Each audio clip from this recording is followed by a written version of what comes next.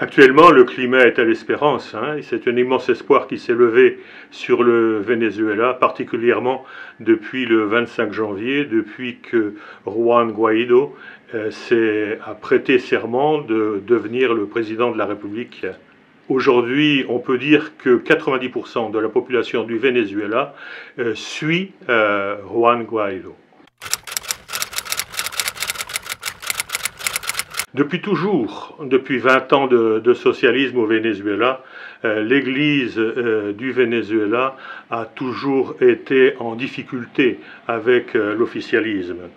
Qu'on se rappelle par exemple quand la première dame du Venezuela, Cilia Flores, qui était à l'époque présidente de l'Assemblée nationale, a convoqué le cardinal Urosa pour s'expliquer devant le Parlement sur sa position. Le cardinal a obéi, il s'est présenté devant l'Assemblée nationale très dignement.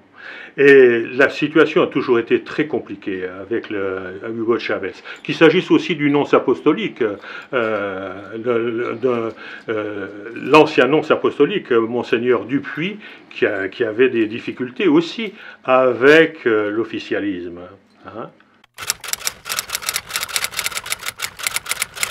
C'est une demande purement politique. Ce n'est pas la première fois que Maduro demande la bénédiction du pape. Un jour, il s'est rendu à Rome, justement, d'une manière impromptue, pour essayer de le rencontrer. Il y a quelques jours, le cardinal Balthazar Porra a déclaré à propos justement de cette invitation de Maduro au pape pour le dialogue, le cardinal Porra a dit que c'était pas possible, bien sûr. Récemment, le cardinal Porra a invité, à l'occasion de la manifestation du 23 janvier, nous a invités à accompagner physiquement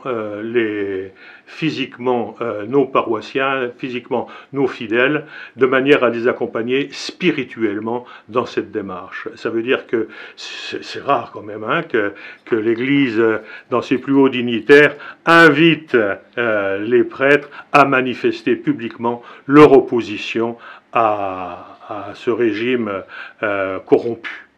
Et il n'y avait pas que des prêtres, il y avait aussi beaucoup de religieuses. Les besoins, bien sûr, c'est les besoins des biens de première nécessité. Les gens aujourd'hui meurent de faim au Venezuela. Le dernier rapport de Caritas International du mois de novembre manifestait que 65% des jeunes de moins de 11 ans étaient dénutris. Alors c'est besoin effectivement de nourriture. Moi je suis revenu il y a quelques jours ici.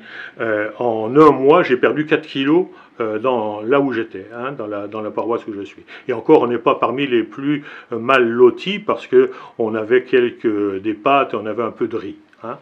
Les besoins en médicaments, les besoins aujourd'hui, on recherche, il n'y a plus de médicaments, des cathéters ou des choses comme ça, on ne trouve plus ça. L'hôpital d'enfants qui est à côté de l'endroit où je vis, il n'y a plus de système de laboratoire, il n'y a plus de radiographie, etc. etc.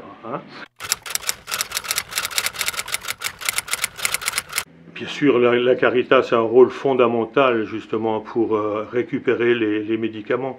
Je vois par exemple, moi dans ma paroisse, on essaye de chaque semaine d'organiser des distributions de repas dignes.